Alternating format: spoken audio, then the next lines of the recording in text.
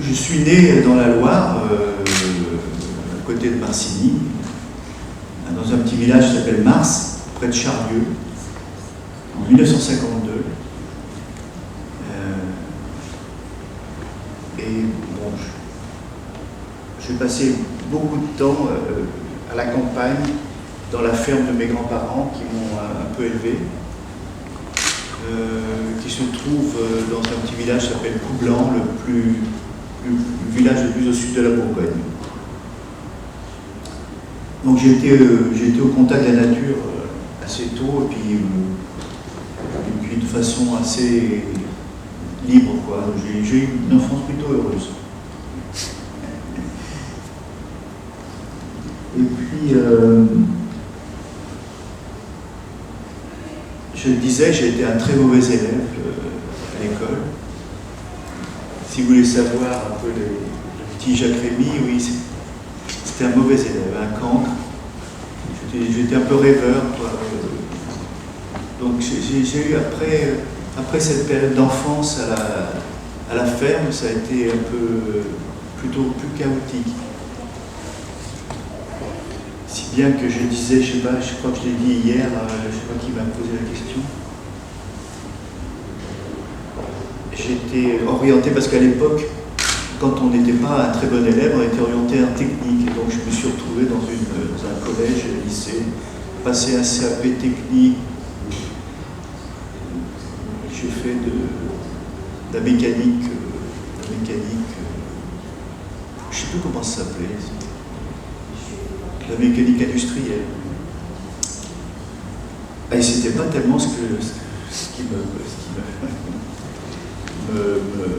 branchait. Alors, certains profs ont eu sans doute la clairvoyance de dire qu'il faudrait le remettre un peu dans les études classiques. Mais comme c'était un lycée technique, donc on m'a mis dans une section technique. Et puis ça n'a pas du tout marché. Je me suis fait lourder de ce lycée pour aller dans un autre qui paraissait plus adapté, dans une section sciences naturelles. Et des années ont passé comme ça, catastrophiques. Mais bon, à cette époque-là, j'écrivais beaucoup. J'écrivais beaucoup de choses, j'ai dessiné un peu. Et l'année du bac, c'était l'année la plus horrifique. J'étais tout le temps mis à la porte. Et puis, parce qu'ils avaient jugé que j'écrivais des torchons. C'était toujours marqué, c'est un torchon. Parce que j'étais très impressionné par un type qui s'appelait Cavana, qui écrivait dans Harakiri des textes fabuleux. Et moi, j'écrivais mes dissertations comme Cavana. Et ça insupportait le prof et tout ça. C'était assez douloureux. Et puis, le bac arrive et j'étais un des rares à avoir le bac avec mention. Alors, tout d'un coup, les profs et les parents se sont vus, on dit « Oula, ça y est, il a démarré ». Alors, comme j'étais en sciences naturelles, il faut lui faire des études de médecine. Pof, je me suis retrouvé alors à l'époque, dans la meilleure fac de médecine, parce que tous les gars qui avaient des mentions, on répétait tous ensemble. Alors, je me suis retrouvé, évidemment, ça n'a pas marché. C'est une catastrophe. Et puis, l'anatomie, les profs d'anatomie m'avaient dit, sur le plan artistique, c'est très bien, mais les coupes, par exemple, les coupes du creux axillaire, c'était magnifique, mais c'était pas très très juste. Voilà, donc comme bien souvent, les adolescents, il y a un moment donné, on prend assez d'assurance pour dire un peu merde aux parents et à l'environnement, et je suis rentré aux Beaux-Arts. Je suis rentré aux Beaux-Arts pour faire de la peinture. Et puis c'est là que j'ai découvert l'animation, tout à fait par hasard, seul, il n'y avait pas de prof qui poussait aller dans ce sens-là. Et puis, les expériences d'animation m'ont conduit à faire un film qui a bien marché. Et puis alors là, tout le monde vous encourage, il y en a eu plusieurs. Et à un moment donné, le cinéma, ça ne peut plus être tout seul. On ne peut plus faire ça chez soi. Il faut à un moment donné être reconnu par le CNC. Il faut créer une société. Puisque à l'époque, au milieu des années 70, personne ne s'intéressait à l'animation. Donc il fallait créer ce... Aucun producteur pouvait s'intéresser. Et donc j'ai dû créer ma propre société de production, Folimage, avec quelques copains. Et puis ce Folimage a grandi. Il y a des gens qui nous ont rejoints, des jeunes graphistes, des gens de la BD, des gens qui avaient fait les Beaux-Arts aussi, un architecte. On s'est retrouvés à grossir un petit peu. Je dis toujours qu'il n'y a pas de machiavélisme, hein, ça s'est fait, on n'avait pas une vue précise, et ça s'est fait comme ça, progressivement, petit à petit, chaque année. Là, le studio a grandi, et puis quelques copains du départ, on s'est retrouvés à un moment donné une vingtaine. Ça a commencé déjà avec une vraie équipe, et on a commencé à faire des courts-métrages, des séries, et puis bien plus tard des longs-métrages. Si on revient un petit peu sur la période où vous étiez aux Beaux-Arts, vous parliez tout à l'heure justement des premières expérimentations d'animation. Il y avait cette anecdote de presque cette première fois. Est-ce que tu pourrais nous en reparler, où justement il y avait un exercice qu'il fallait faire, et du coup, je crois que c'était avec un Michel-Ange qu'il fallait reproduire. Oui, peut-être l'un des premiers. Petite anecdote. Avant la réforme des écoles des Beaux-Arts, moi j'étais à cheval sur les deux périodes, mais au début, j'étais encore vraiment dans l'ancien régime des écoles, où il fallait apprendre le dessin en reproduisant les antiques, et la sculpture aussi en reproduisant les antiques en volume. Donc on faisait des dessins sur des grandes feuilles, des très grandes feuilles de 2 mètres carrés, et puis on reproduisait les sculptures avec de la glaise. Je me rappelle le Christ de Vézelay, reproduire le Christ de Vézelay, quelques sculptures de Michel-Ange, mais enfin, voilà, il fallait passer par là. Et mon père avait une caméra Super 8 avec un déclencheur image par image, donc il me l'avait prêté. Il faut dire que quelques années auparavant, quand j'étais petit, mon père faisait des films de vacances, et il avait acheté une petite plaquette magnétique avec des lettres, et donc je lui faisais les titres, et des lettres qui se baladaient comme ça, et qui formaient le titre Vacances à Berck-sur-Mer, Argelès-sur-Mer, plutôt. Et c'est comme ça que j'avais découvert le principe d'animation, parce qu'on n'avait pas la télévision, puis à cette époque-là, il n'y avait pas beaucoup de moyens d'information. Mais j'avais découvert le truc, et j'ai fait la même chose avec ces sculptures, donc je prenais une image de temps en temps, toutes les demi-heures, je fixais l'état du modelage, et comme ça, en une petite minute, j'avais le travail de 3 semaines. Donc c'était assez spectaculaire. J'ai eu mon heure de gloire, là, je dois dire, à l'école des Beaux-Arts, projeté sur un grand écran, là, ça donnait bien. J'avais aussi créé un ciné-club à l'école des Beaux-Arts, donc on avait acheté un projecteur, on pouvait projeter ces trucs, donc il y avait tout ça qui s'était engagé. Et puis, en parallèle, j'allais dans un petit cinéma qui s'appelait le cinéma Impasse Saint-Polycarpe. C'était un cinéma où il y avait 12 places. Il y avait 12 fauteuils. C'est tout petit cinéma où les passionnés qui animaient cette salle montraient principalement les films underground, les films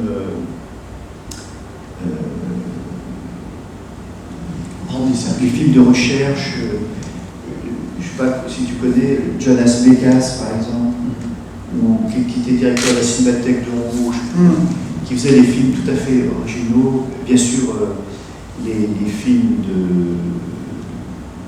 de peintres, des films d'artistes, de plasticiens qui faisaient du cinéma, Andy Warhol notamment, mais d'autres. Et donc j'ai été nourri d'une part de ce contact avec ces artistes qui bidouillaient souvent l'image, c'était avant la naissance de la vidéo, hein, qui bidouillaient. Je me rappelle qu'un gars avait fait un film qui s'appelait L'Humanité baignée dans la javel. Il avait filmé la fête de l'humanité et après il l'avait trempé dans un seau de javel. Donc la pellicule avait été plus ou moins corrodée, abîmée, enfin dissous par la javel, par endroits, et et les couleurs avaient viré, il nous montrait ça. Ah, on était sous le cul de voir ça.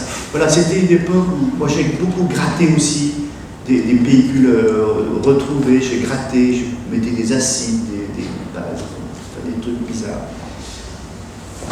Mais je crois que c'est un peu ce terreau-là qui m'a conduit à l'animation. Et puis un jour, j'ai fait un film en pâte à modeler, animé, un peu plus construit, et puis ce film a bien marché dans les festivals, et un peu partout. J'ai commencé à voyager, et puis j'en ai fait un autre, et depuis, toujours en train de faire des films. Enfin, bien que j'ai arrêté depuis 2-3 ans. Donc tous ces films entre la sortie des Beaux-Arts et les Beaux-Arts jusqu'à la création du studio, c'était des films qui étaient faits à la maison, expérimentaux, des films expérimentaux, des films de recherche, des films des brouillons, j'ai cherché comment faire. J'ai fait quelques films, j'ai fait aussi 2 ou 3 documentaires. J'ai fait un film sur les oreilles de Tonton, c'est les oreilles de Mitterrand. J'ai fait un film sur une divinité au Nigeria, au nord du Nigeria, la zone qui était déjà très tendue à l'époque. Il y a une Allemande qui s'était immergée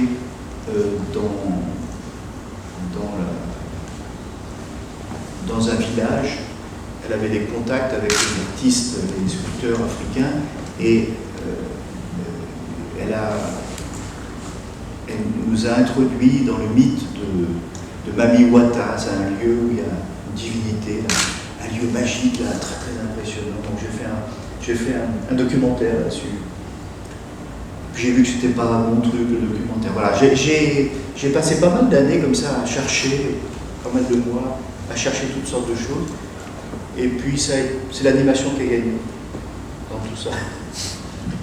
Et tout de suite, du coup, comment est venu justement tu parlais un petit peu des origines du studio Folie d'Image, mais qu'est-ce qui t'a poussé toi à te dire voilà, c'est parce que j'ai besoin de cet outil-là, ou le fait de se réunir à plusieurs permet de pouvoir avoir plus de liberté? Quel était l'enjeu de départ de créer? Et comme je disais tout à l'heure, à un moment donné, le cinéma, ça doit se structurer un petit peu sur le plan de la production. Il faut avoir quelques financements, il faut être connu, et donc il faut passer par... Est-ce qu'on s'entend comme ça? Oui, il est lourd surtout. Je vais essayer de parler un petit peu plus fort. L'idée, c'était de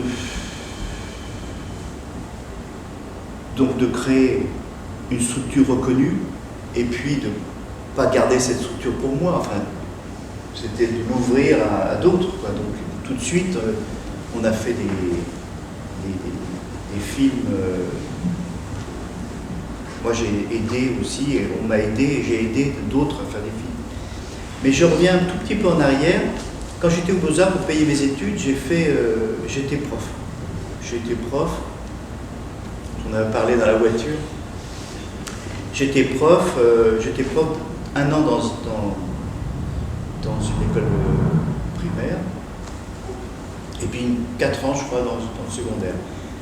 Et j'avais des cours, je donnais des cours de dessin et de musique. Et j'avais demandé à la directrice si je pouvais réunir ces 2 cours pour en faire qu'un et faire de l'audiovisuel. Et j'ai fait beaucoup de films comme ça avec des enfants, avec des collégiens, des films d'animation avec les petits, puis des films de fiction avec les plus grands. Et je crois que là aussi, ça a participé aussi un peu à m'orienter. Et puis, après l'école des Beaux-Arts de Grenoble, qui était une école qui avait périclité, un jour, on me fait visiter cette école, il n'y avait plus un seul élève. Donc c'était une école déserte, mais les profs étaient là. Il y avait un prof de peinture faux marbre. Bon, ça n'intéressait pas beaucoup. Il y avait encore un prof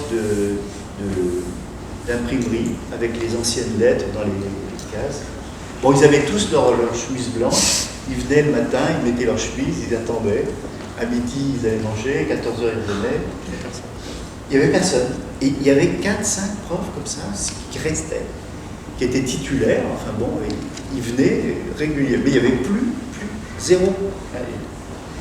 Le maire, à l'époque, essaie de réunir 2-3 personnes comme ça pour essayer de réfléchir à remonter cette école. Et je fais partie du petit groupe. Et on se retrouve comme ça, une huitaine de profs, à essayer de remonter cette école. Et donc on me confie le cinéma. Et on se dit tous, il ne faut pas qu'on recommence comme les profs qui étaient là. Il faut absolument qu'on ait un contrat de 3 ans maximum, 4 ans. Et qu'on fasse autre chose après. Et on était très farouchement attachés à ça. Alors il y avait une réunion, je me rappelle une réunion à la mairie, tout le monde était d'accord sur le principe, sauf les communistes qui avaient dit mais quand même, il faudrait quand même vous titulariser. Moi au bout des 4 ans, j'ai arrêté le truc, mais je vois que la plupart ils sont restés, ils sont maintenant des vieux bougres. Bon, ouais. Et c'est à l'issue de cette période, j'ai encore enseigné un petit peu à l'école Émile Cole, c'est une école nouvelle qui s'est créée à Lyon, une école de graphisme avec une section animation, et donc j'ai porté la section animation de 3 ans peut-être. Et puis après, je me suis consacré complètement à Folimage. Mais toutes ces premières années, j'étais bénévole en quelque sorte de Folimage. Pendant 6 ou 7 ans, j'étais bénévole à Folimage pour essayer de pousser cette société et l'agrandir. On a commencé à faire des séries pour la télévision. La première, c'était le Cirque Bonheur, justement. C'était cette série que vous avez montrée, là, que vous avez retrouvée. Je ne l'avais pas vue depuis très très longtemps. Et puis petit à petit, cette série a été encore très amateur. Et petit à petit, chacun a progressé, a évolué, s'est perfectionné. Et au fil des années, moi j'ai vu naître ce professionnalisme qui s'est installé, qui est maintenant reconnu, qui est très très fort.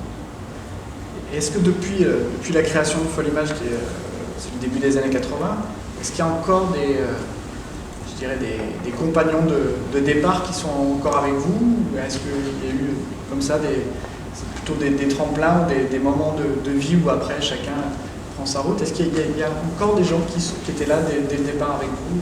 Je me rappelle, il y avait un gars, parce que tout ça s'est construit à l'époque avec des TUC, des jeunes volontaires, des objecteurs de conscience, toutes sortes de statuts qui ne coûtaient pas trop cher. Et par exemple, j'avais récupéré un gamin qui était... Ça ne marchait pas à l'école, il était vraiment en dehors du système scolaire. Mais il avait essayé de passer, mais il avait raté, je crois, un CAP d'électricien. Et puis, bon, il allait au cinéma, il s'intéressait au cinéma. Alors, on l'a pris avec nous. Et maintenant, après, il a progressé, il est devenu chef de fabrication, et maintenant, il est responsable technique de tout le studio. Donc, il est toujours là. J'en avais un autre qui était aussi un peu perdu, limite délinquant. Et on l'a essayé à plusieurs endroits, mais je me rappelle le premier studio qu'on avait, on lui avait confié de peindre un mur avec un pistolet à peinture. Il avait peint le mur, mais le sol aussi, il y avait un téléphone, le bottin ouvert, tout criblé. Et bon, il s'est révélé un bon monteur. Et puis, il est toujours monteur à Folimage, et c'est lui qui a monté tous mes longs métrages. Et puis, par exemple, on parlait tout à l'heure de Nuit de chat, le couple, le duo plutôt, Alain Gagnol et Jean-Loup Felicioli, c'était deux objecteurs de conscience qui se sont trouvés à Folimage. Ils se sont bien entendus, ils ont fait tout leur film ensemble, puisqu'ils sont toujours là. Donc alors il y en a aussi qui sont partis, il y en a qui sont partis, qui sont pas loin, qui ont créé, qui ont été un petit peu à côté de Folimage pour faire des actions en milieu scolaire ou dans les associations. Mon assistant, c'est aussi quelqu'un qui était là, aussi qui avait fait l'école des Beaux-Arts en Bourgogne et qui nous avait rejoint. Il y a encore pas mal de gens. Patrick Evenot, avec qui on a structuré vraiment à un moment donné la structure commerciale, enfin l'entreprise commerciale. Et maintenant, le grand patron du Festival d'Annecy. J'en ai un autre qui est l'équivalent de Pitanovo en Rhône-Alpes, c'est le Rhône-Alpes Cinéma, qui est directeur financier. Et alors il y en a qui ont un peu pris. Et puis, on a aussi accueilli un certain nombre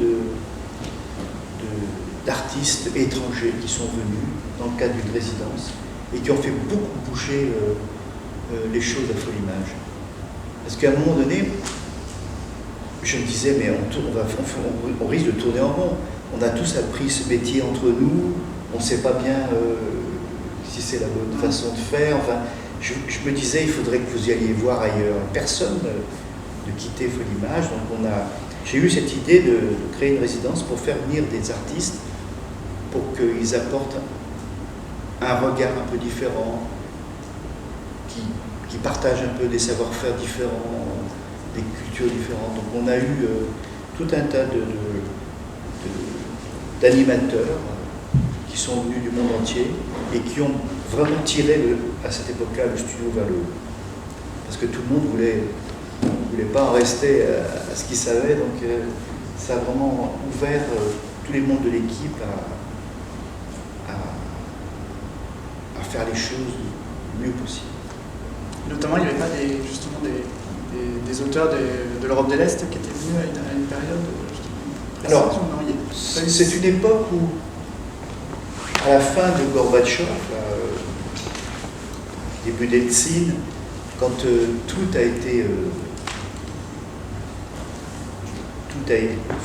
s'est un peu déstructuré dans l'Empire soviétique, tous ces auteurs, ces réalisateurs qui étaient vraiment des gens bien, qui faisaient du bon travail, qui faisaient des bons films dans le cadre de studios nationalisés. Quand ces studios ont été démontés, ils ont été rachetés par les Américains, ou par les Français aussi, par les Européens. De façon générale, ils ont racheté les studios et ils faisaient travailler les gens du studio pour pas cher, y compris des grands réalisateurs qui faisaient des petites mains, qui faisaient du gouachage, qui faisaient des choses de base. Donc moi, c'était un peu en réaction à ce qui se passait. Je me disais, quand même, ces gens-là, ils font plus de films, c'est plus possible. Alors, on avait essayé d'imaginer aussi cette dimension particulière des résidences, de favoriser au départ des artistes des pays de l'Est. Puis après, il y en a eu d'autres. Et par exemple, un type comme Michael Ludoc de Witt, son film va sortir le 26 ou 28 juin, quelque chose comme ça, il s'appelle La Tortue Rouge. Bon, c'est un gars c'est un Hollandais d'origine, qui avait un super projet et qui trouvait personne pour le produire.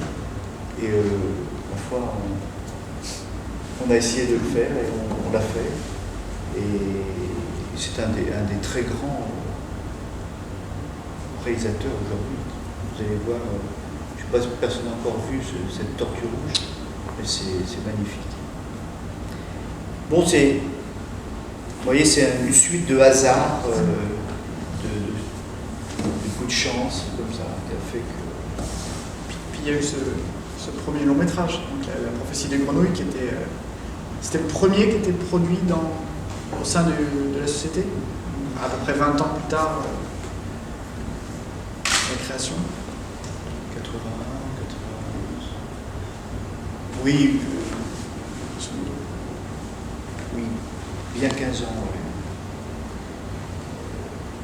oui. Oui, Pas 15. évident, pas évident l'aventure de monter un long métrage. Mais ça correspond aussi à un moment donné où la technique traditionnelle de dessin à la main était devenue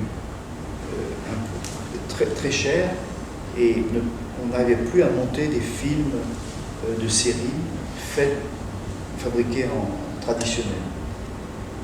Parce que les ordinateurs n'étaient pas encore entrés comme aujourd'hui. Et on était sur des techniques très traditionnelles, on gauchait encore les cellos avec des couleurs, des peintures. Et malgré le fait que tout le monde n'était pas payé plus que le minimum garanti, on était cher. Et on n'avait plus à produire des séries, à trouver le financement. C'est là un des projets qui a été L'Enfant Grelot, un projet de 26 minutes, un moyen métrage, a changé complètement la configuration de Folimage. Ce film de 30 minutes est sorti au cinéma, je crois qu'il a fait plus de 600 000 spectateurs. Et donc, tout d'un coup, on s'est dit qu'il y avait peut-être une possibilité d'ouvrir le studio au cinéma. Et le projet que j'étais en train d'écrire à ce moment-là, la prophétie des grenouilles, je voyais bien sur le papier qu'il était passé 1 heure. Mais pendant longtemps, je me suis dit non, c'est pas possible. C'était assez prétentieux. Et puis, bon, un jour, je me suis dit, allez, ça dépasse 1 heure, c'est un long métrage, on va faire un long métrage. Et là, les marges financières pour produire des longs métrages, à l'époque, c'était plutôt bien. Kirikou venait de sortir. Non, il n'était pas sorti. Il est sorti un peu après. Mais on a commencé à travailler sur la prophétie des grenouilles. Et puis, Kirikou est sorti. Et ça a fini de booster un petit peu pour trouver les derniers financements en cours de route. Parce que tout d'un coup, on s'est aperçu qu'il y avait public pour ce genre de film. Et moi, ça a un peu changé ma vie. Enfin, j'ai porté ce long métrage et j'en ai réalisé un autre dans la foulée, puis un 3e, et puis j'ai produit d'autres films, dont les 2 films de Jean-Loup Hénin, et puis des projets qui n'ont pas tous vu le jour. Est-ce que tu peux nous décrire justement, en partant d'un des longs métrages que tu as réalisé, un petit peu les différentes étapes justement de la création? Tu parlais de l'écriture. Tout ça, ça commence, toi, avec ton carnet, tu fais des croquis, tu écris, on est vraiment uniquement sur l'écriture, ou est-ce que le dessin déjà intervient à cette étape-là? Quels sont un petit peu les différents moments clés de la naissance d'un long métrage de ce type, comme la prophétie des grenouilles? Bon, c'est un long travail d'écriture. Plusieurs années. Oui, c'est un long travail d'écriture parce que, surtout son premier, je ne savais pas bien où j'allais. Et puis, il y a quand même des gens qui sont spectaculairement rapides. Il y a des gens qui écrivent des romans en quelques semaines et ils ne retouchent rien, c'est parfait. Je suis admiratif, mais moi je suis plutôt un laborieux, je mets du temps, je doute beaucoup, je teste, je reviens en arrière, et donc c'est beaucoup de temps. Il y a beaucoup de temps pour faire ça. Et la plupart des gens qui travaillent à Folimage sont un petit peu comme moi, on n'est pas des super doués, on doit compenser par le travail. Et aussi, on a essayé d'imaginer 2-3 grands principes, c'est-à-dire de ne pas écrire seul, d'écrire à plusieurs les scénarios. Et ça, c'est plutôt assez réjouissant. Et aussi d'inventer un graphisme toujours adapté au texte, au sujet, et pas à l'inverse. Pas amener une esthétique puis construire avec ça quelque chose. Donc ça aussi, ça a été aussi un peu une marque de fabrique. Et l'autre grand principe aussi, c'est de ne pas arrêter l'écriture tant qu'on ne s'est pas vu le film dans une salle de cinéma. C'est-à-dire pas le film terminé, mais le film en chantier, sous forme d'animatique, avec les images de storyboard filmées en noir et blanc, fixes, et des sons comme ça, bidouillés, jusqu'à projeter dans une salle de cinéma pour appréhender vraiment la réalité finale du film. Alors ça, c'est riche d'enseignements. C'est très ingrat parce que parfois il faut tout refaire. Mais c'est aussi un gage de tenue des œuvres qu'on a fait. Et voilà, pour revenir à la question, c'est presque 2 années pour écrire un film, les conditions que je viens de décrire. 2 années acharnées. Donc la partie justement graphique du choix, justement, parce qu'en fait quand on regarde un certain nombre de films de full image, on a différentes façons de faire. Et justement, comment tu parles justement par rapport à l'écriture, comment justement le choix se fait justement de dire on va plutôt partir sur tel univers graphique plutôt qu'un autre. Qu'est-ce que c'est par rapport? Bon, il y a d'abord le choix du créateur graphique qui fait beaucoup. Et après, il y a une discussion qui peut être un peu longue sur quel graphisme on va développer. Et puis, aussi, souvent, c'est nos penchants naturels,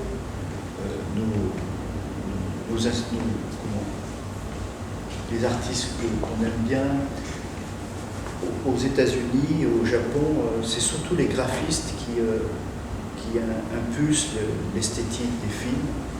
Et nous, on a plutôt plongé dans notre patrimoine pictural des peintres, bien souvent les fauves, les impressionnistes, les cubistes. On s'est plutôt plongé dans ces références-là, les références culturelles qui nous étaient plus proches. Donc la couleur est bien souvent très en avant dans les films.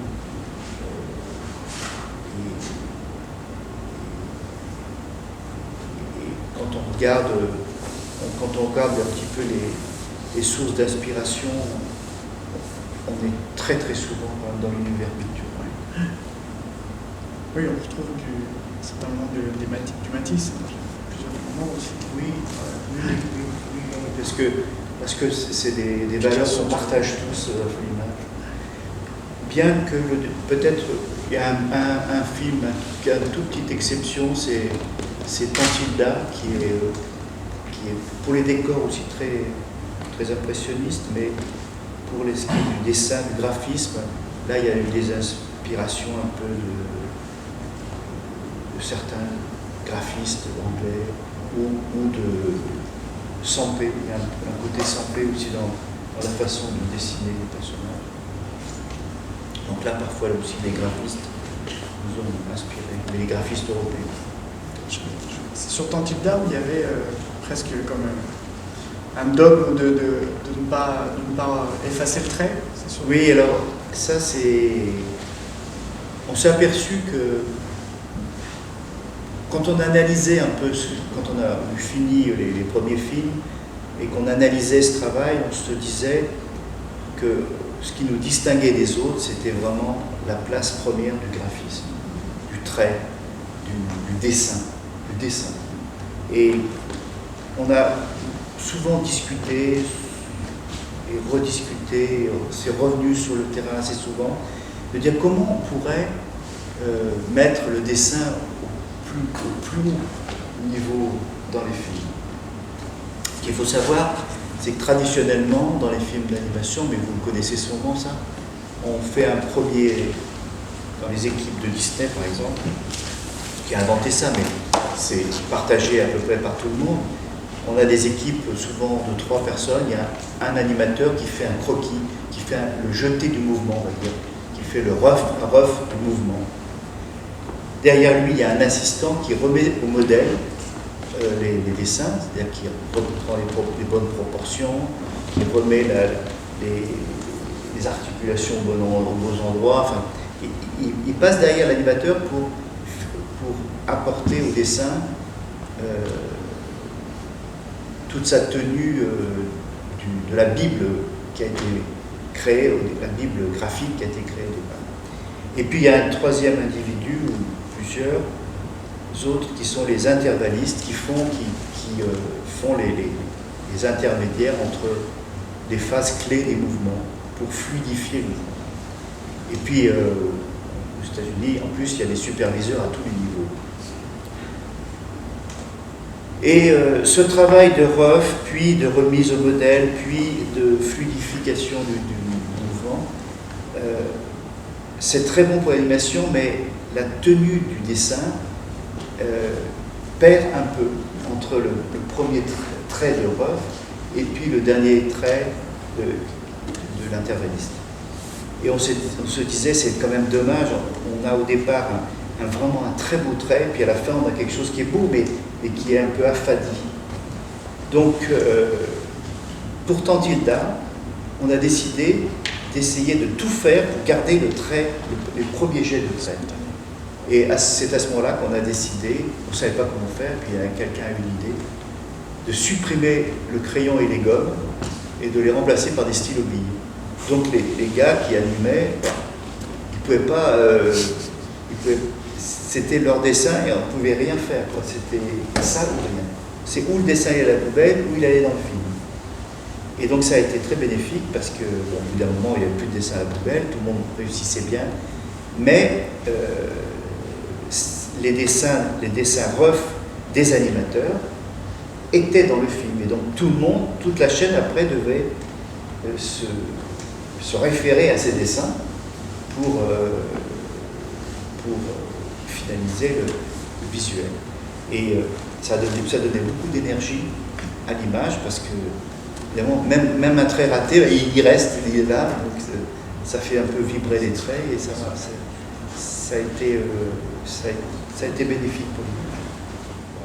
J'ai bien vu qu'il y avait une différence à partir de La prophétie des grenouilles, ces films d'animation qui arrivaient chez nous en France. Je me suis dit, enfin du français, quoi, continuer ça, et enfin quelque chose de différent. Oui, parce que les techniques principales d'animation, ce qui vient des États-Unis, le cartoon, c'est vraiment quelque chose d'arrondi, de fluide. Tout est fait pour lisser les choses. Et parce que c'est les principes qui ont été mis en place, tout le monde s'y réfère assez. Et en France, on n'a pas forcément cette culture-là. On a plus une culture de graphisme. Il y a beaucoup. Il faut regarder, par exemple, dans le domaine de l'édition, Madame nous le confirmerait peut-être, le nombre d'albums jeunesse qui sortent chaque année, c'est assez impressionnant. Quelque chose comme 3000 albums jeunesse. Et 3000, quand on regarde tous ces albums, c'est bien souvent tous des graphismes originaux, différents. Mais 3000, c'est peut-être l'ensemble du reste du monde qui fait autant. J'exagère peut-être un peu. Mais même les Anglais qui sont très forts, c'est loin derrière. On a un vivier de graphistes, nous, en France,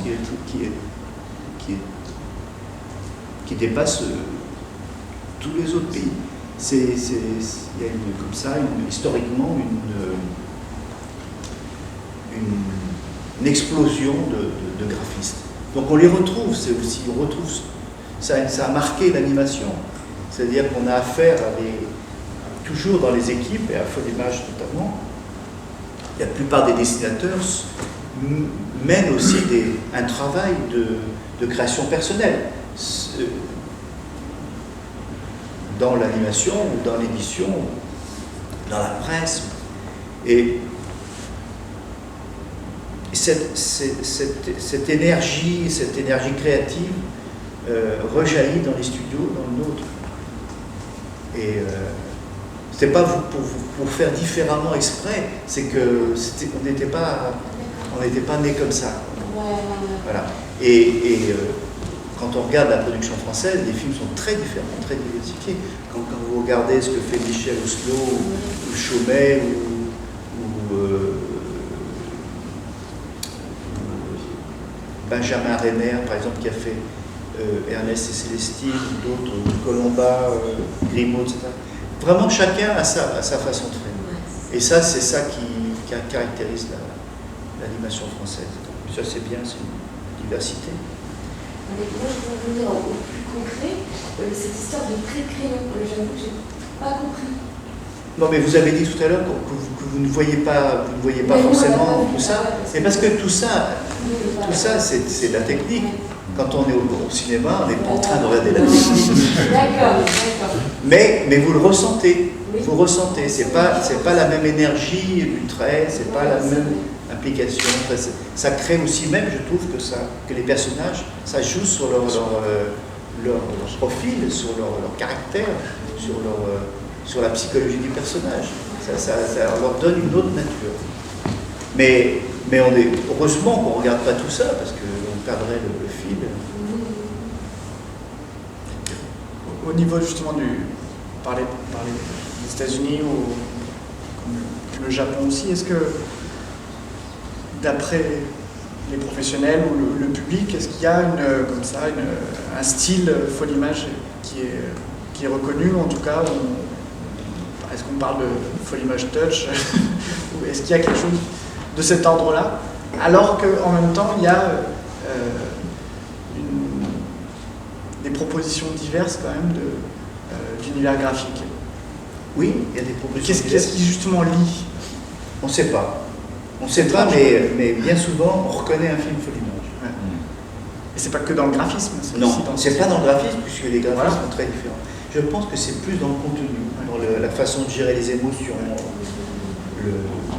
la poésie, enfin une certaine forme de poésie, sans doute. De respect du spectateur aussi. Oui, puis ce ne sont pas des films de pur divertissement. Voilà. Je ne dis pas que les films de pur divertissement sont mauvais, mais tous mauvais, mais on a quelque chose en plus. Bon, c'est ce petit plus peut-être qui nous fait reconnaître. Ça, c'est quelque chose, vous en avez conscience de ça? Pas que vous, hein, à Folimage. Vraiment, quand on voit des films très très différents, et quand on nous dit on voit que les deux c'est des films de Folimage, il y a bien quelque chose qui les réunit, c'est un lien indicible, mystérieux, une espèce d'alchimie qu'on ne maîtrise pas. Mais bon, aussi, Folimage, on en a parlé tout à l'heure un petit peu, mais c'est quand même beaucoup de gens qui se connaissent bien, qui travaillent depuis longtemps ensemble. Moi, par exemple, sur Udricha, j'ai produit, j'ai écrit leur dialogue. Sur mon film, à leur tour, ils ont travaillé comme animateurs, comme décorateurs. Tout le monde travaille sur les films un peu de tout le monde, donc il y a aussi comme ça une sorte de petite unité indicible. Puis vous vous retrouvez sans doute sur certaines influences également. Oui, comme tout groupe, il y a une sorte d'auto-influence, même si c'est inconscient.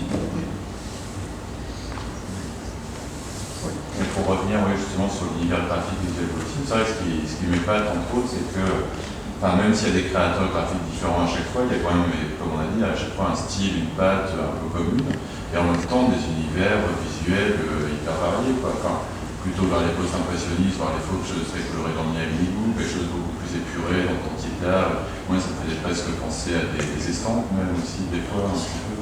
Et je me demande si vous demandez justement aussi pour vous, cinéma d'animation, c'était aussi un super terrain de jeu pour toujours explorer des nouvelles formes visuelles, un peu s'inspirer des peintres qui vous touchent, et si vous aviez encore justement des choses que vous avez envie d'explorer à ce niveau-là.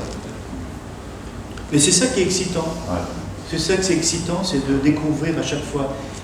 Aux États-Unis comme au Japon, ils ont mis en place des techniques, et on ne peut pas leur en vouloir, mais ils ont mis ça de côté. Ils ont un moule, chacun apprend ce moule et s'en sert. Nous, à Folimage, et pas que Folimage, je dirais bien souvent les Français, on est plus excités par réinventer la chose à chaque fois. Au plan graphique, au plan narratif, enfin, essayant de se remettre en question. Donc c'est des risques, hein, c'est des risques. Les 2 derniers films, Tantilda et Phantom Boy, n'ont pas bien marché. Et pourtant, ce sont des bons films, mais ils sortent trop de ce que le public attend aujourd'hui. Et ils ont de la peine à exister. Donc ça a quand même un revers assez dur, moi qui m'a amené à m'arrêter, c'est qu'on ne sait plus faire pour toucher le public aujourd'hui. On ne sait plus tellement faire dans le domaine du long métrage. Et je travaille avec 3 équipes sur 3 projets, mais on n'arrive pas à avancer dans ces projets. Tout en haut du monde de Rémi Chaillet, ça n'a pas marché. Le film de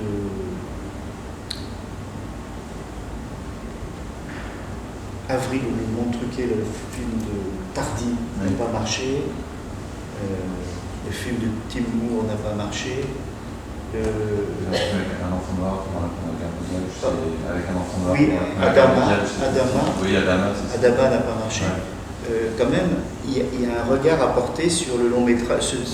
C'est bien beau la diversité, c'est bien beau la création, c'est bien beau de réinventer tout ça, mais aujourd'hui, on se questionne beaucoup parce qu'on n'est plus suivi par le public, notamment le jeune public, qui a... Moi, j'ai une petite interprétation, je ne sais pas ce qu'elle vaut, mais je trouve que l'éducation artistique des enfants font que leur référence esthétique, c'est principalement les films en 3D, on va dire l'univers Pixar, pour faire rapide, et que en dehors de cet univers, je reprends l'expression du cartoon, lisse, rond, sans aspérité, construit sur une suite de gags, ça, c'est devenu la référence. Et ça a changé, je pense, le goût artistique du public. Et donc, quand le public se retrouve avec un graphisme plus exigeant, un peu plus nouveau, ben, il ne s'y retrouve pas. Et j'ai reçu, moi, une lettre, une fois, d'un enfant qui disait « Il est bien votre film, mais pourquoi c'est mal dessiné ?»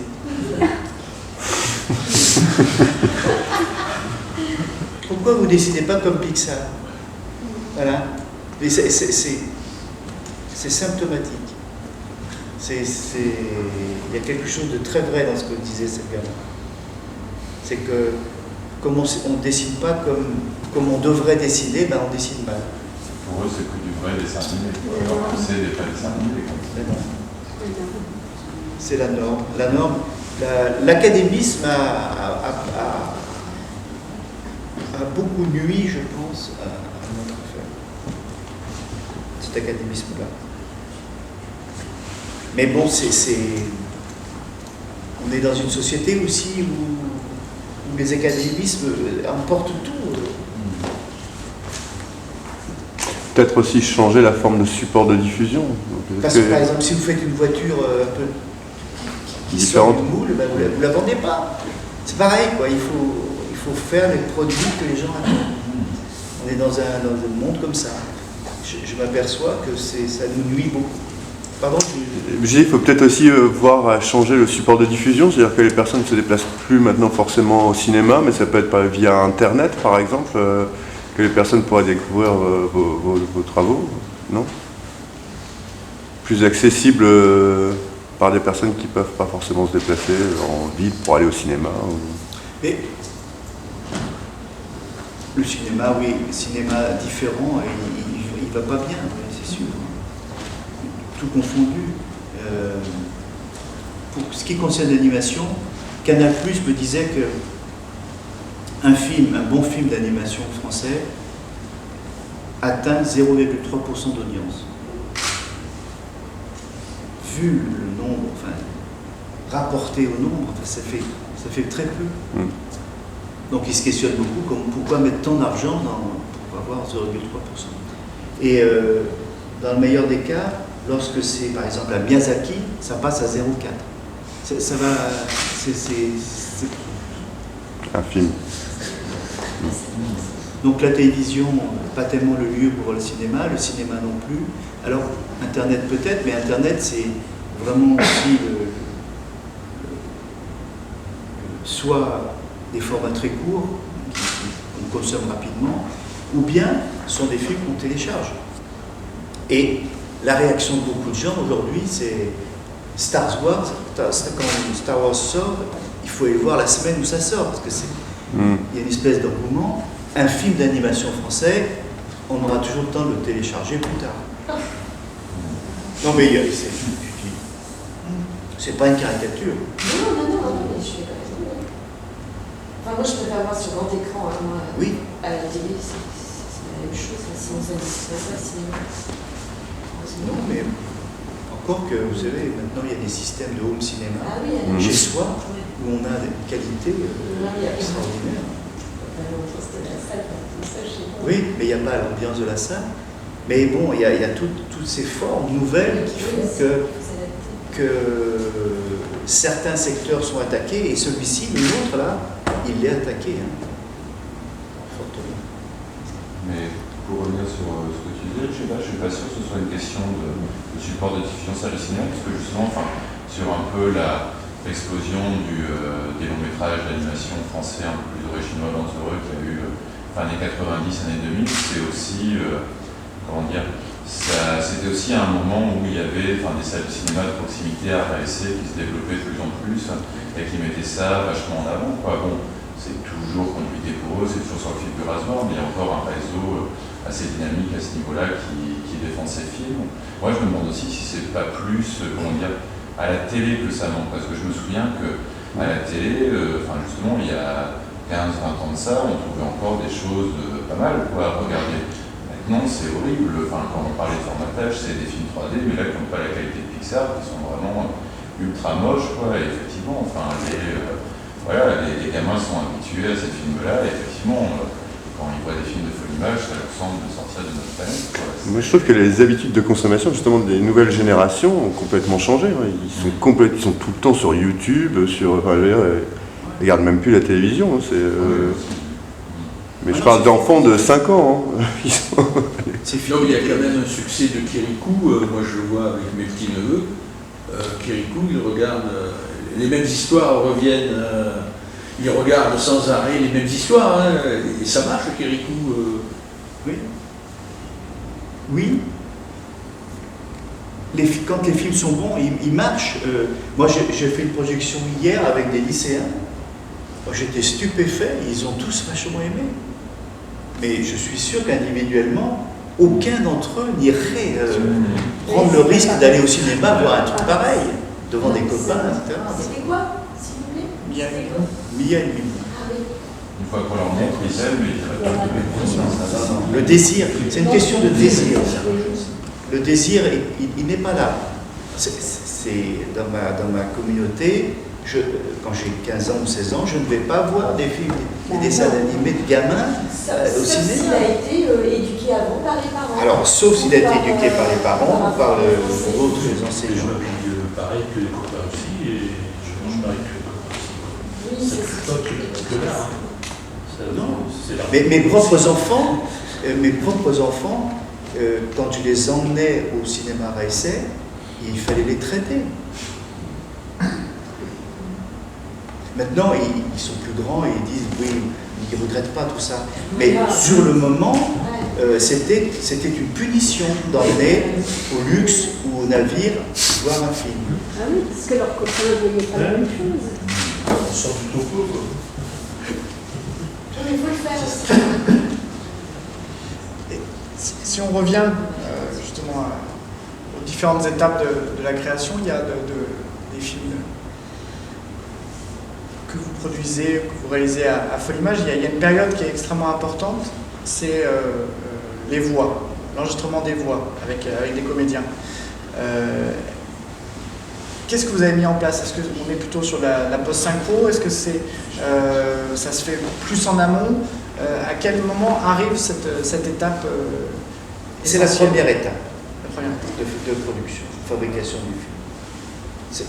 Après, évidemment, l'histoire, après le scénario, la première chose que l'on fait, c'est qu'on enregistre les voix définitives.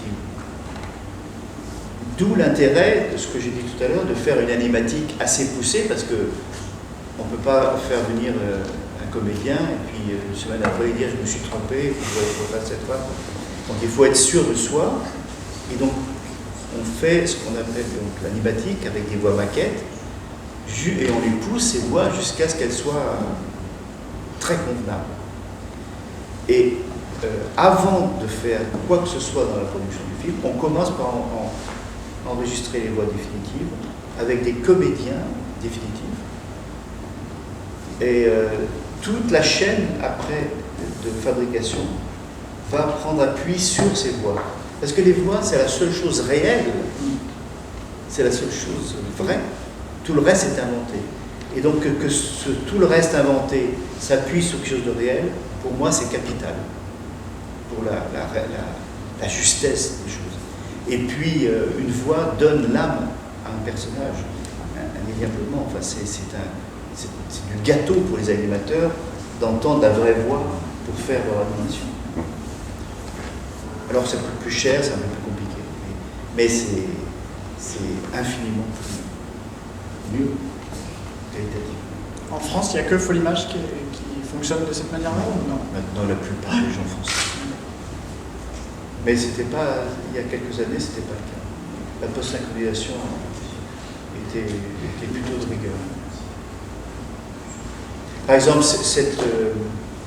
cette année dernière, là, j'ai piloté un petit peu la production d'une série pour la télévision, pour Arte, qui s'appelle Tu mourras moins bête. C'est l'adaptation d'un blog de Marion Montaigne. Eh bien, la voix était très très importante. Il fallait trouver la bonne voix pour, je ne sais pas si certains ont vu, c'est un professeur qui s'appelle le professeur Moustache, qui traite des sujets scientifiques, un peu décalés, très décalés. Et ça a pris la suite de Silex and the City, ceux qui connaissent. Et il fallait trouver la bonne voix. On a essayé pas mal de choses. Et finalement, je suis allé voir mon copain François Morel. Il a enregistré, parce que, je vous dis, on a fait pas mal d'essais parce que ce personnage, il est très particulier et il n'y avait rien d'évident. Et François Morel a réussi à lui donner sa voix. Et maintenant, c'est indissociable.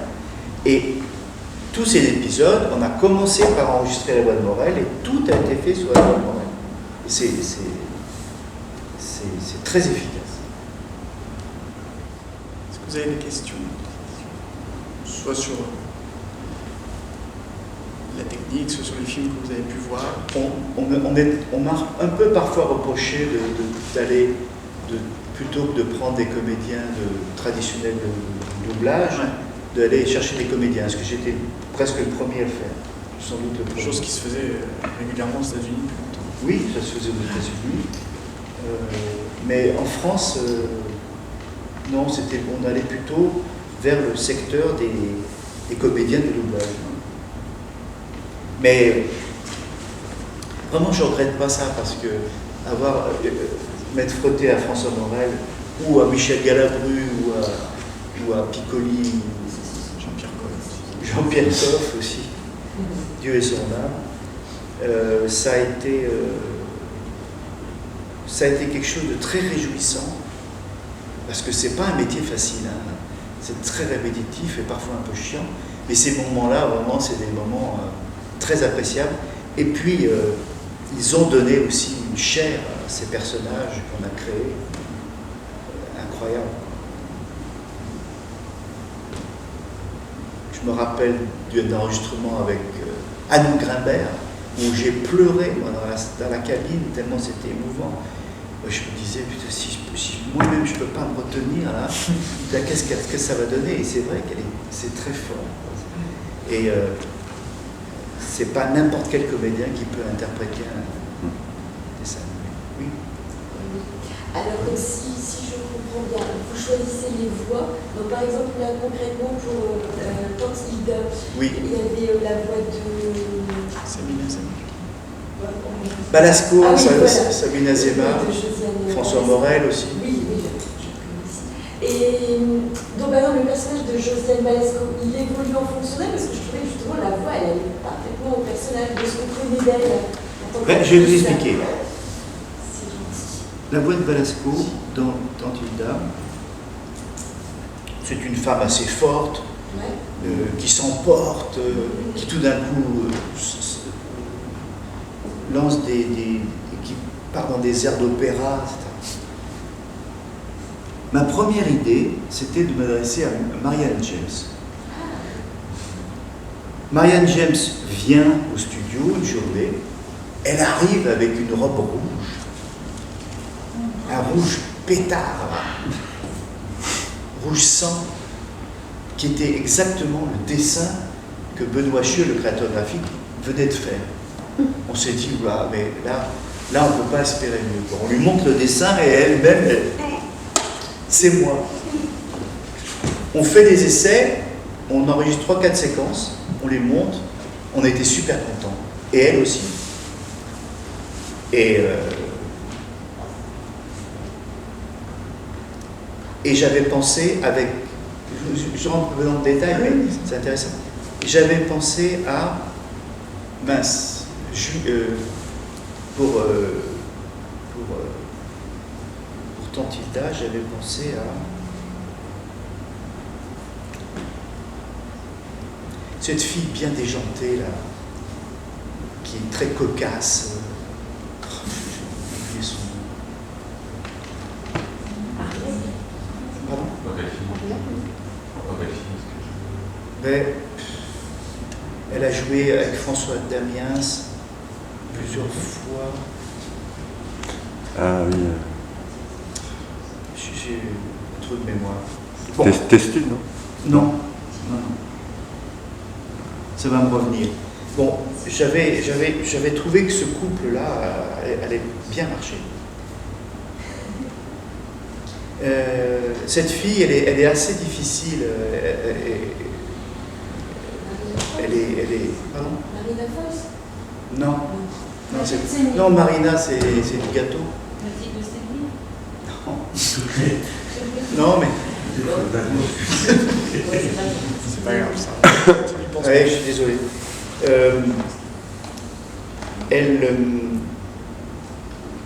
Elle doit faire. Elle est d'accord pour venir faire des essais. Le jour où elle devait faire ses essais, elle ne se réveille pas. Elle rate le train.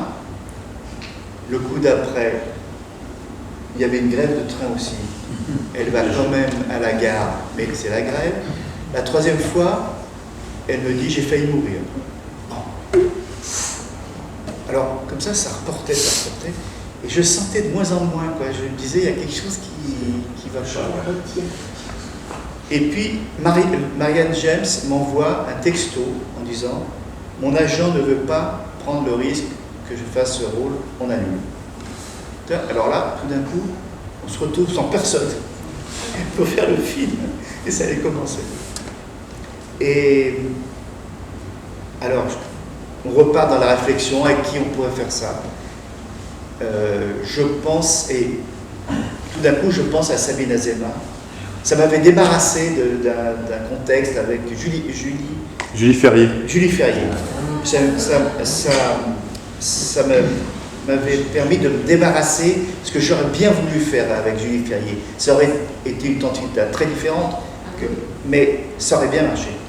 Mais alors, de me débarrasser de ça, je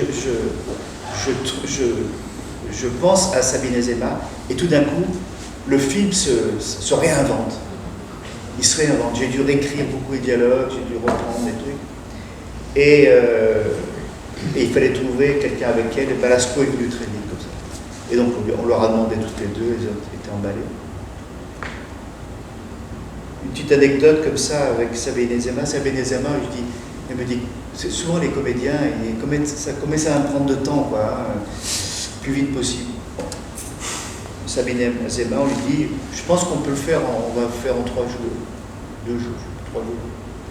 Elle me dit, d'accord, mais j'ai une petite faveur à vous demander.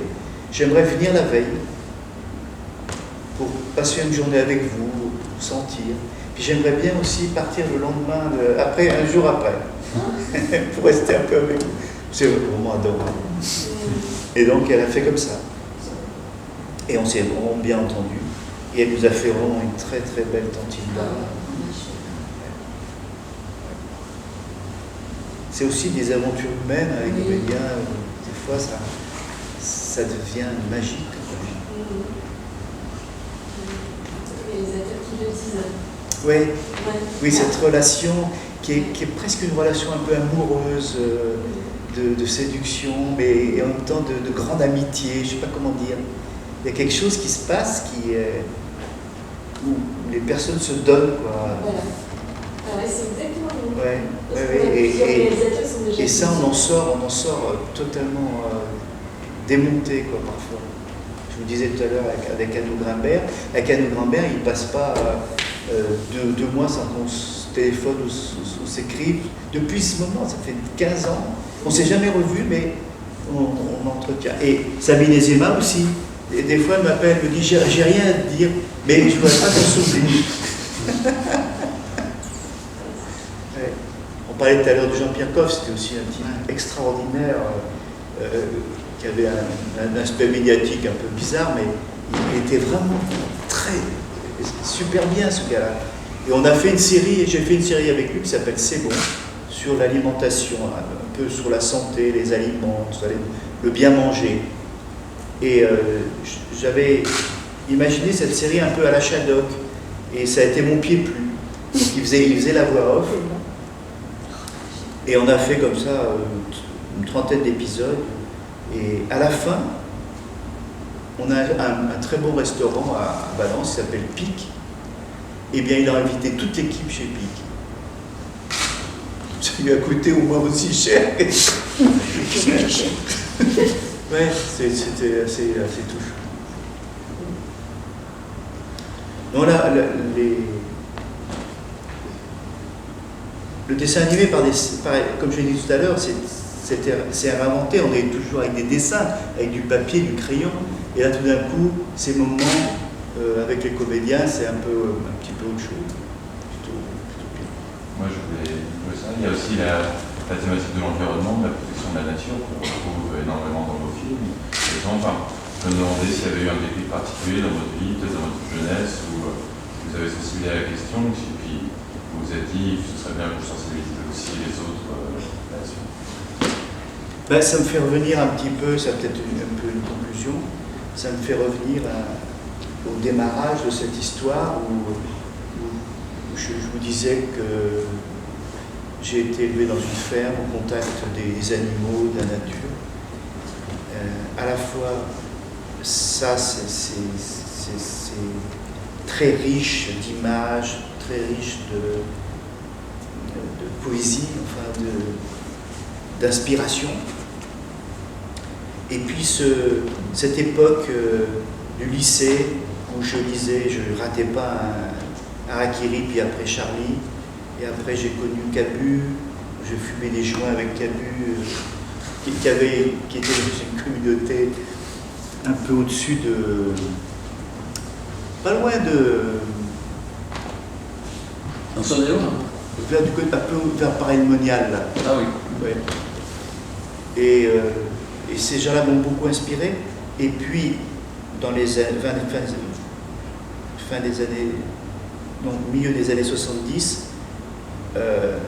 était paru La Gueule ouverte. Alors je ne sais pas si certains se souviennent.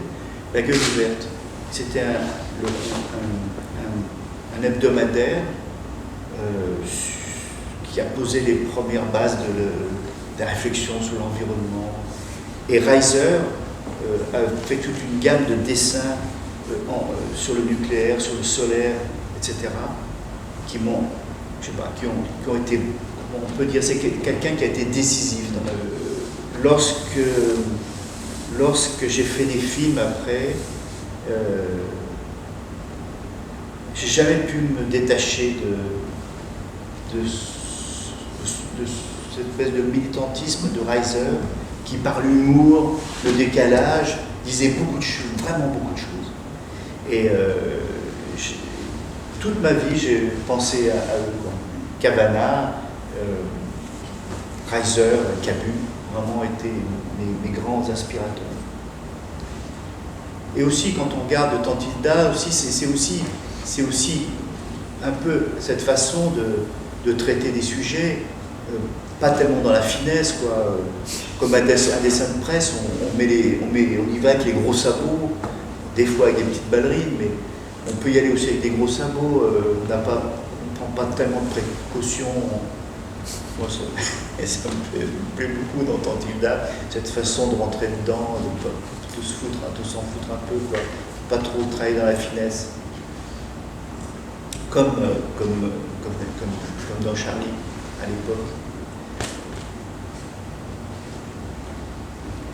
Et aussi, alors c'est peut-être plus sérieux, mais la protection de l'environnement, l'écologie, c'est quand même des sujets qui on le voit maintenant, mais dans les années 70, tout ce qui a été dit, ça n'a pas bougé. Vous avez tout dit. J'ai fait une série qui s'appelle Ma petite planète chérie, il y a une vingtaine d'années, un petit peu plus de 20 ans. Et quand on la regarde à nouveau, elle n'a pas pris une seule brique parce que les choses n'ont pas tellement bougé. Hein. La société n'a pas tellement bougé. Et donc, j'ai pris ma part, comme dit Pierre Rabhi, j'ai fait ma petite part, comme le colibri de son ouvrage. J'ai considéré aussi que mon travail aussi, c'était une petite part pour protéger ce qui est le plus important. Sur les questions écologiques, mais aussi sur les questions de création et de transmission, parce qu'on parlait du studio, mais maintenant il y a cette école de cinéma qui existe, oui. À coller, en tout cas intégrée à Folimage, qui fait pas intégré à Folimage. Pas intégré, mais en tout cas on est sur un pôle, un environnement où il y a... Alors ça c'est la question de toutes les années, tout le temps, on a reçu des jeunes qui voulaient apprendre ce métier, qui voulaient être réalisateurs, et comment répondre quand on est dans le travail à ces questions. On n'était pas outillés pour ça, et à un moment donné, j'ai essayé de réfléchir à comment créer une école, une vraie école, pour réaliser des films. Et j'ai réuni des producteurs, des gens de la télévision, des gens du cinéma, des auteurs, tout ce qui compose un peu les forces de l'animation, mais j'ai essayé d'écrire un projet. À ce moment-là, le CNC m'a dit, mais cette école, elle doit être à Valence. D'accord, on va essayer. Ça fait maintenant 16 ans, je crois, et elle a produit des très bons auteurs, des très bons réalisateurs, des très bons techniciens. Pratiquement tout le monde a du travail. Et on parlait tout à l'heure de Benjamin Renner, qui est sorti de cette école, qui a fait Ernest et Célestine. Tout en haut du monde aussi a été fait par Rémi Chaillet, qui sort de cette école. C'est une école qui la plupart des gens ont déjà un bac plus 5. C'est vraiment une formation charnière entre les formations existantes et le métier. Alors oui, transmettre, ça permet de le faire très sérieusement parce qu'on n'apprend pas à ce métier en une semaine. Et puis c'était à une époque, il y a 16 ans, où il n'y avait presque rien. Et maintenant, il y a plus de 50 écoles en France. Donc ça a explosé. Et ça a beaucoup changé. Beaucoup d'écoles un peu commerciales. Je crois que c'est pas des... Il n'y a pas de prof, il n'y a pas d'enseignants, c'est que des professionnels, c'est ça? C'est une école gratuite, enfin, sauf les frais d'inscription. Et il y a 0 prof. Il n'y a que des professionnels qui viennent intervenir dans cette école. Ça, c'était le grand principe. Et donc il y a 0, il n'y a pas de professeur attitré. Il y a une 50aine d'intervenants chaque année qui se relaient pour venir faire un film, suivre un film avec un étudiant, ou un cours, ou une suite de cours pendant une semaine, ou un exercice sur une certaine durée.